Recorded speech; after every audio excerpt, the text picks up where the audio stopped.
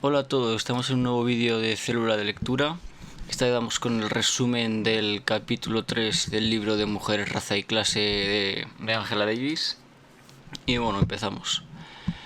El feminismo en Estados Unidos no nació como un movimiento unificado. Desde el principio, estuvo marcado por divisiones profundas que giraban en torno a la raza, la clase y el poder. En este capítulo, Angela Davis desmonta la visión idealizada de un feminismo de mujeres unidas en la lucha, revelando una historia de exclusión, racismo y jerarquías internas. Muchas de las mujeres que luego liderarían la campaña por el sufragio femenino se iniciaron en el activismo dentro del movimiento abolicionista. Este fue el caso de figuras emblemáticas como Elizabeth Cady Stanton, Susan B. Anthony, quienes durante años colaboraron estrechamente con líderes negros como Frederick Douglass y participaron en campañas por la abolición de la esclavitud.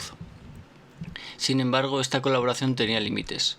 Cuando el sufragio masculino negro avanzó con la 15ª enmienda, muchas de estas mujeres rompieron con sus antiguos aliados y revelaron posturas profundamente racistas. La 15ª enmienda, aprobada en 1870, garantizaba el derecho al voto a los hombres negros. Aunque no concedía ese mismo derecho a ninguna mujer, fue recibido con entusiasmo por quienes luchaban por la emancipación de los afroamericanos. Pero Stanton y Anthony se pusieron con fuerza a esta enmienda. Su argumento era que todas las mujeres deberían votar, sino que era injusto que los hombres negros votaran antes que las mujeres blancas educadas. Stanton incluso declaró que era indignante que que negros desagradados e ignorantes tuvieran el voto mientras que mujeres como ella eran excluidas. Estas declaraciones no eran excepcionales, revelaban una jerarquía de valores donde el feminismo blanco priorizaba su lugar dentro del sistema racial, antes que una lucha común por los derechos. Angela Davis recupera la figura de Sojourner Truth, con los hombres, para mostrar cómo las mujeres negras respondieron a esta exclusión. Truth, nacida esclava, se convirtió en una oradora brillante y defensora del derecho de las mujeres y de las personas negras.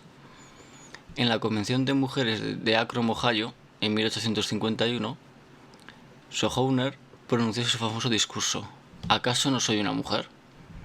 Allí confrontó directamente el racismo y el clasismo de las sufragistas blancas. Mientras muchos asistentes intentaban impedir que hablara, ella se alzó con autoridad y cuestionó la noción misma de la feminidad que tenían aquellas mujeres. Una feminidad que ignoraba a las negras, a las trabajadoras, a las que habían sido violadas o vendidas. Su intervención desnudaba la hipocresía de un movimiento que hablaba en nombre de todas, pero se construía sobre la exclusión. Truth no fue la única.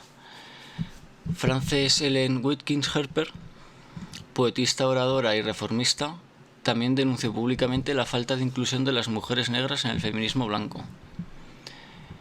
En una convención de mujeres celebradas en 1866, Harper señaló que mientras las sufragistas blancas hablaban de derechos, muchas mujeres negras seguían enfrentándose a la violencia, la pobreza y la discriminación sistemática. Harper defendía una visión del feminismo ligada a las condiciones materiales de vida, a la clase social y al racismo estructural, no solo a un derecho abstracto al voto.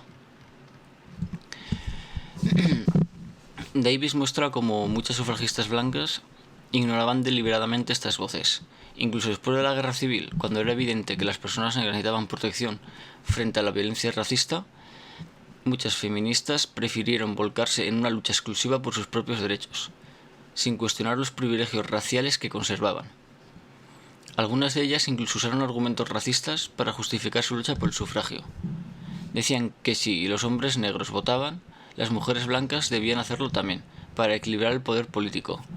En vez de combatir el racismo, lo reforzaban. Este feminismo excluyente no solo marginó a las mujeres negras, sino que también a las mujeres de clase trabajadora.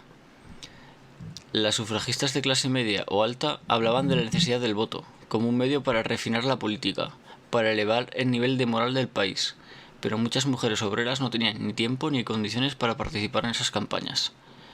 Trabajaban jornadas interminables, sufrían abusos en fábricas, carecían de derechos básicos y sus luchas eran invisibilizadas por un feminismo que ponía el énfasis en los modales, la educación y la respetabilidad blanca.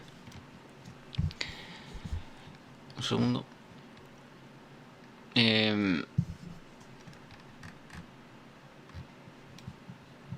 Vale. Angela Davis subrayaba que este problema no era solo una cuestión de actitudes individuales, sino de estructuras. El movimiento sufragista hegemónico se fundó sobre una alianza tácita con el racismo institucional. Cuando Stanton y Anthony rompieron con Frederick Douglass, no fue solo por estrategia política, fue porque ya no compartían el mismo proyecto. Su visión del feminismo era elitista, racista y ajena a las luchas populares. Sin embargo, Davis también destaca que dentro del feminismo blanco hubo excepciones importantes, como Angelina Grinke, por ejemplo, y provenía de una familia esclavista del sur, pero rompió con su entorno y se convirtió en una firme defensora de la abolición. Grinke sostuvo que las mujeres debían luchar no solo por sus propios derechos, sino también contra toda forma de opresión, incluida la esclavitud y la desigualdad económica. En sus discursos, afirmaba que la subordinación de la mujer no podía analizarse por separado de la subordinación de los negros y de los trabajadores pobres. Davis rescata a Grinke como ejemplo de que otro feminismo era posible, uno que entendiera las conexiones entre género, raza y clase. El capítulo también hace referencia a hechos como los disturbios raciales de Nueva York en 1863.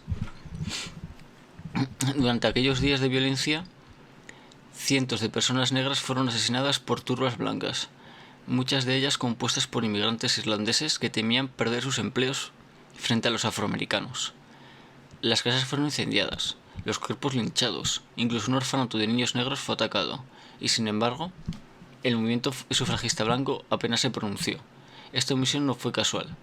La comodidad racial seguía siendo prioritaria para muchas mujeres blancas, que buscaban integrarse en el sistema político sin desafiarlo en lo esencial. Davis también explica cómo el discurso de las sufragistas se volvió cada vez más conservador.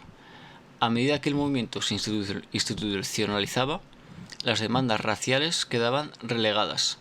La figura de la mujer blanca, educada, culta y moderna, se convirtió en la protagonista del feminismo dominante. Pero esa mujer no representaba a todas. Mientras ella hablaba en congresos, miles de mujeres negras seguían luchando por sobrevivir, por educar a sus hijos, por no ser violadas ni linchadas. En muchos casos, las sufragistas no solo no denunciaban esta realidad, sino que la consideraban ajena a su causa. Angela Davis no propone una historia de buenas y malas. Su análisis es más profundo, muestra cómo el feminismo, si no se enfrenta a las estructuras de poder que lo atraviesan, puede reproducir opresiones en lugar de combatirlas. El feminismo blanco de Stanton y Anthony no fracasó solo por no incluir a las mujeres negras o a las pobres, fracasó porque no cuestionó el sistema que daba lugar a esas exclusiones. Quería acceso, no transformación. Por eso, Davis insiste en la necesidad de un feminismo radical, que vaya a la raíz de la opresión, un feminismo que entienda que el género no es la única ni la más importante división social, sino que se entrelaza con el racismo, el capitalismo, la historia de la esclavitud y de las jerarquías sociales. El feminismo radical no se construye desde la cima hacia abajo, sino de los márgenes, desde quienes han sido silenciadas, excluidas y olvidadas. El capítulo 3 de Mujeres, Raza y Clase es así una llamada de atención y también una invitación.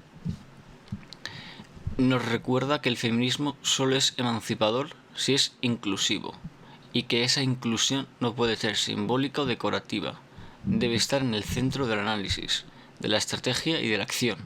Las mujeres negras, las pobres, las indígenas, las migrantes no pueden ser añadidas después, deben ser protagonistas desde el principio. Solo así se podrá construir un movimiento verdaderamente transformador.